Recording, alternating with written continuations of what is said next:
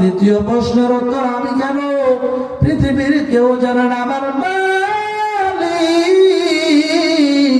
আমার আল্লাহ ছাড়া কেউ জানে না।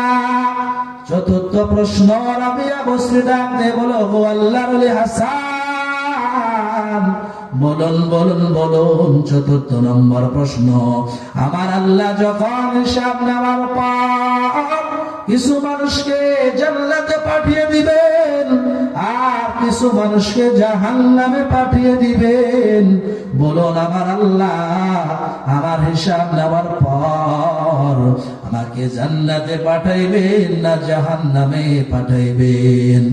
রাবিয়া বসরির এই প্রশ্ন শুনে হাসান বসরি ডাক দিয়ে বললেন, গো আল্লাহর ওলি রাবিয়া, আপনার চতুর্থ নম্বর প্রশ্নের উত্তর আমার আল্লাহ ছাড়া কেউ জানেন না।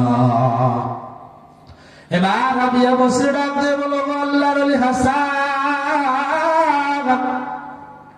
মন খারাপ করবেন না, যেহেতু আমার এই চারটি প্রশ্নের উত্তর আমার আল্লাহ ছাড়া দুনিয়ার কেউ জানেন না, এজন্য আমি রাবিয়া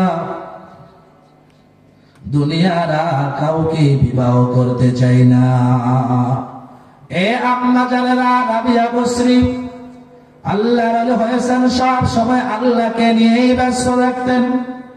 তার মানে আপনাদেরকে আমি বলি না যে বিবাহ শাদী করবেন না, না না, বিবাহ শাদীর প্রয়োজন, হ্যাঁ হ্যাঁ বিবাহ শাদী করতে হবে, তবে স্বামীর খেদমত গুলো করতে হবে, 5 ওয়াক্ত নামাজ আদায় করতে হবে, পর্দার আড়ালে থাকতে হবে। 4টি কাজ যদি করে যাই আমার আল্লাহ কিয়ামতের ময়দানে আমার জন্য জান্নাতের ফয়সালা করে দিবে।